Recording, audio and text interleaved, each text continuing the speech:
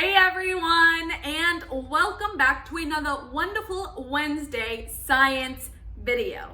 So if you guys are here, I'm assuming that you know what we do on our Wednesdays. We do an awesome science experiment, and today is no different.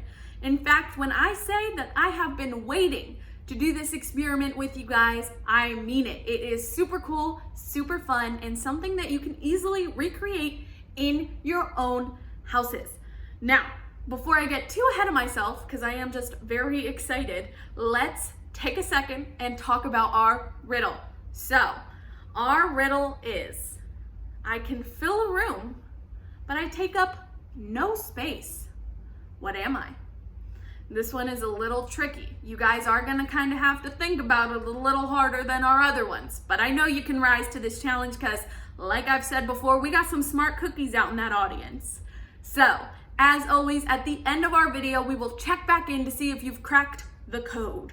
So, let's get going on that science experiment, guys. I hope you guys are as excited as I am for our experiment today. I kid you not, I know I said it earlier, but I have been so excited to do this experiment with you guys. So, what you might be asking is our experiment. I will wait no longer and tell you. Today, our experiment is a rain cloud in a jar. And before you go saying anything silly, Emma, how are we fitting a rain cloud in a jar? You silly gooses. I mean, we are going to make one. I will give you everything you need to make your own rain cloud in a jar. But first, we need to talk about the actual science behind rain clouds. So, how are they made? What happens? Why does it even rain? I'll let you know. So, this crazy thing called a water cycle. Now, that cycle starts when water evaporates from the Earth's surface up into the atmosphere, where clouds are formed. Now, those clouds don't always carry rain, right? We're not getting a rain cloud all the time, every single cloud in the sky. No, those evaporated water particles go up and they stick to each other and they form rain clouds. Now, I know in Florida, we don't get really snow or hail or sleet or anything like that because it has to be freezing. But up north, that's also how snow storms and sleet storms and hailstorms are formed, when rain or when water goes up and freezes and it falls back down instead of rain.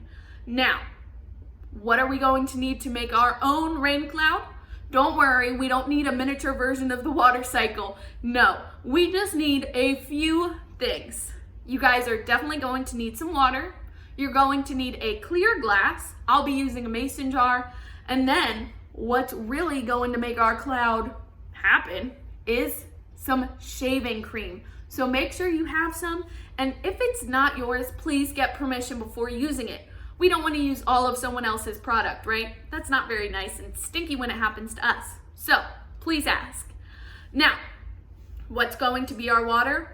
Well, instead of having actual water, we are going to use food coloring. That way it can be a fun, creative, colorful experiment. Anything else, guys? Nope, that's it. So let's go and make our own rain cloud in a jar. All right, guys, we are all ready to go. I have got my mason jar right there filled up with water. As you can see, it's filled up pretty high. Excuse the coloring on my hands. I've already done this experiment as a test run. And good news, guys, it works. So what's happening here? This is our starting point. Like I said, fill it up pretty high because you're gonna want the water and the foam to meet. Ooh. Goodness gracious. There is our cloud. Whoop. Got a little bit of cloud on you now. And let's put our color in now. I'm going to be using food dye, which you just sprinkle up on top. Just like this. I'm going to be using other colors as well, such as our orange/yellow. It's honestly whatever it feels like. Sometimes it looks more orange, sometimes it looks more yellow. Oh, look, as you can see, it's already coming down and it's raining in the jar. Mission complete, guys. Next, we have our blue.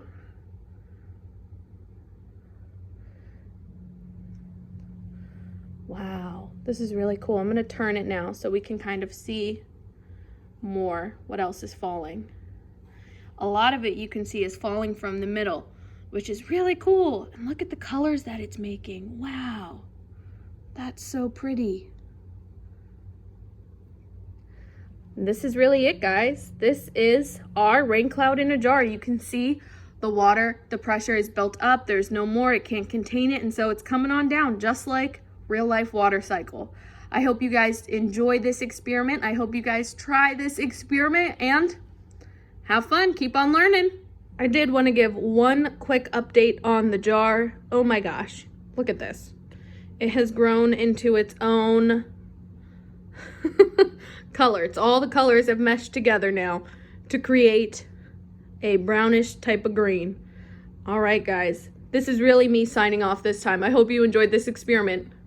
Today, our positive action or positive tip is going to focus in on our mental well-being. Specifically, we are going to talk about a new approach to problem solving. Now, I want to preface or start off by saying this solution or this approach to problem solving is not going to fit every problem. It's also a skill that you have to develop. It's something that takes time. Like I always say, these things we talk about are muscles, and we have to grow and work out those muscles because they're not just gonna grow themselves, right? You don't just go to the gym once and you're automatically a bodybuilder. Absolutely not. This is the same way. Now, what we're talking about is problem solving and taking our problems and turning them into opportunities. Now, before you say, Emma, what in the whole heckin' world are you talking about? How do I take something that is a problem and make it positive, make it an opportunity? It takes work. That's all I can say. It's something that you have to choose to do. It's a mindset that you have to create and commit to.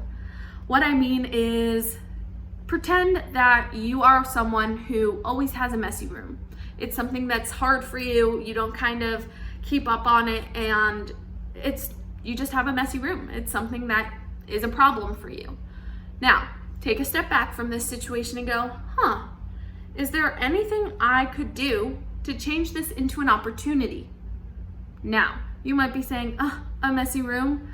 The only opportunity that would be positive is someone else cleaned it up for me. No, it's your space. It's where you sleep. It's where you gather. It's where you keep all your things. You want to keep it nice, right? But I understand sometimes it's overwhelming and it's hard to keep things clean. A way to approach this and turn it into an opportunity is saying, this is my space. It's important to me. These are the things I care about. I want to take care of them. This is an opportunity for me to showcase who I am and what brings me joy. Like I know in my room I have lots of colors and art that I enjoy because that's what makes me happy. It was an opportunity to grow and showcase things I love. And that's an opportunity for you to take as well, if that's a problem you face. There are so many other ways that we can turn problems into opportunities. And like I said, it is all about that mindset. You can do it, we can grow together, and you'll be great. Now, let's go read our book. It's that time again. It's time to jump right back into our book, James and the Giant Peach.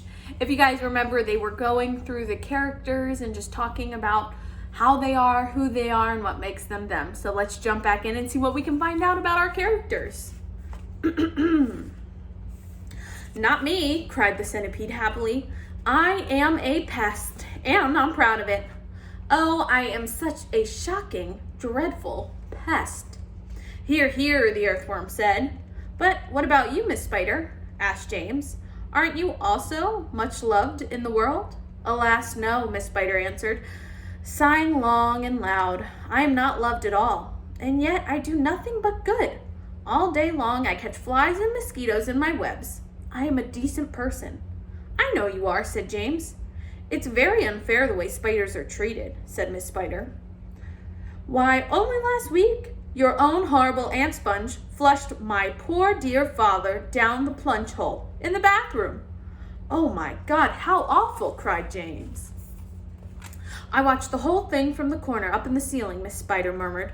It was ghastly. We never saw him again. A large tear rolled down her cheek. and fell to splash on the floor. But it's not very unlucky to kill a spider, James inquired, looking around the room to others. Of course it's unlucky to kill a spider, shouted the centipede. It's about the unluckiest thing anyone can do. Look at what happened to Aunt Sponge after what she's done. Bump! We all felt it, didn't we? As the peach went over her. Oh, what a lovely bump that must have been for you, Miss Spider. It was very satisfactory, Miss Spider answered. Will you sing us a song about it, please? So, the centipede did. That was very nice, Miss Centipede said. Now sing one about Aunt Spiker. With pleasure. And they kept on singing.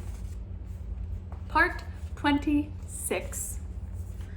The centipede, who had begun dancing wildly round the deck during the song, had suddenly gone too close to the downward curving edge of the peach, and for 3 awful seconds he stood teetering on the brink, swinging his legs frantically in circles in an effort to stop himself from falling over backwards into space.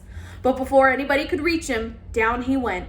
He gave a shriek of terror as he fell, and the others, rushing to the side and peering over, saw this poor long body tumbling over and over through the air, getting smaller and smaller until it was out of sight. Silkworm, quick, start spinning, the silkworm sighed, for she was still very tired from spinning all that silk for the seagulls, but she did as she was told. I'm going down after him, cried James, grabbing the silk string as it started coming out of the silkworm and trying to tie it around his waist. The rest of you hold on to Silkworm so I don't pull her over with me. And later on, if you feel 3 tugs on the string, start hauling me up. He jumped and went tumbling down after the centipede, down, down, down toward the sea below. And you can imagine how quickly the silkworm had to spin to keep up with the speed of his fall. We'll never see either of them again, cried the ladybird. Oh dear, just when we were all happy too. Miss Spider, the glowworm, and the ladybird all began to cry. So did the earthworm. I don't care a bit about the centipede, the earthworm sobbed, but I do really love that little boy. Very softly, the old green grasshopper started to play the funeral march on his violin, and by the time he had finished, everyone, including himself, was in a flood of tears. But suddenly, there came 3 sharp tugs on the rope. Pull! Shouted the old green grasshopper. Everyone, get behind me and pull! There was about a mile of string to be hauled in, but they all worked like mad, and in the end, over the side of the peach, there appeared a dripping wet James with a dripping wet centipede clinging to him tightly, with all 42 of his legs. He saved me, gasped the centipede. He swam around in the middle of the Atlantic Ocean until he found me. My dear boy, the grasshopper said, patting James on the back. I do congratulate you. My boots, cried the centipede. Just look at my precious boots. They're ruined by the water. Be quiet, the earthworm said. You're lucky to be alive. Are we still going up and up? Asked James. We certainly are, answered the old green grasshopper, and it's beginning to get dark. I don't know. It'll be night soon. Why don't we all go down below and keep warm until tomorrow morning? Miss Spider suggested. No, the grasshopper said. I think that would be very unwise. It will be safer if we all stay up here through the night and keep watch. Then, if anything happens, we shall be here and ready for it. Part 27. James Henry Trotter and his companions crouched close together on the top of the peach as the night began closing in around them. Clouds like mountains towered in the sky above their heads, mysterious, menacing, and overwhelming. Gradually, it grew darker and darker, and the pale 3/4 moon came over the tops of the clouds and cast an eerie light over the whole scene. The giant peach swayed gently from side to side as it floated along, and hundreds of silky white strings going upward from the stem were beautiful in the moonlight. So, also, was the great flock of seagulls overhead. There was not a sound anymore. Traveling upon the peach was not in the least like traveling on an airplane. The airplane comes clattering and roaring through the sky, and whatever might be lurking secretly up there in the great cloud mountains goes running for cover as they approach. That is why people who travel in airplanes never see anything. But the peach, ah yes, the peach was soft, stealthy traveler, making no noise as it floated along, And several times during the silent night ride, high up over the middle of the ocean in the moonlight, James and his friends saw things no one had ever seen before. Once, as they drifted silently past a massive white cloud, they saw on top a group of strange, tall, wispy-looking things that were about twice the height of ordinary men. They were not easy to see at first, because they were almost as white as the cloud itself. But as the Peach sailed closer and closer, it became obvious that these things were actually living creatures, tall, wispy-like, shadowy white creatures who looked as though they were made out of a mixture of cotton wool and cotton floss and thin white lady hairs. "Ooh," the ladybird said, "I don't like this at all." "Shh," James whispered back. "Don't let them hear you. They must be cloud men." "Cloud men?" they murmured, huddling closer and closer together. Oh dear, I'm glad I'm blind and I can't see 'em," the earthworm said. "Or I would probably scream." "I hope they don't turn around and see us," Miss Spider stammered. "Do you think they'd eat us?" the earthworm asked. "They could eat you," the centipede answered, grinning. "They would cut you up like salami and eat you in slices." The poor earthworm began to quiver all over with fright. "But what are they doing?" asked the grasshopper. "I don't know," James answered softly. "Let's watch and see." The cloud men were all standing in a group, and they were doing something peculiar with their hands. First, they would reach out, all of them at once, and grab handfuls of clouds. Then, they would roll these handfuls of clouds in their fingers until they turned into what looked like large white marbles. Then they would toss the marbles over to one side and quickly grab more bits of cloud and start over again. It was all very silent and mysterious. The pile of marbles beside them kept growing larger and larger. Soon there were truckloads of them at least. "They must be absolutely mad," said the centipede. "There's nothing to be afraid of here." "Be quiet, you pest," the earthworm whispered. "We shall all be eaten if they see us." But the cloud men were much too busy with what they were doing to have noticed a great giant peach floating silently up behind them. Then the watchers on the peach saw one of the cloud men raising his long wispy arms above his head, and they heard him shouting, "All right, boys, that's enough. Get the shovels." Here is a picture of the cloud men.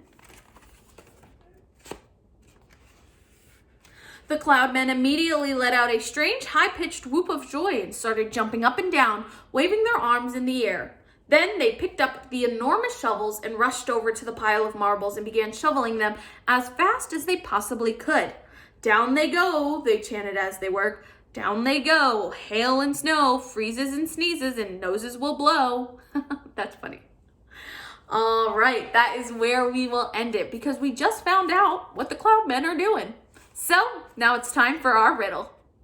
Our riddle was, what can fill up a room but take up no space? Did you figure it out? Did you crack the case? Sorry, I feel like when I try and do a pirate accent, I just sound Scottish. Anyways, did you guys figure it out? The answer is light. It can fill up a room, but it's not taking up any space. I thought that one was a little tricky, but really fun because, you got me thinking real hard to think of that one. I hope you guys enjoyed it, and I hope you guys enjoyed our video today. I'll see you tomorrow. Bye. Thank you guys for watching.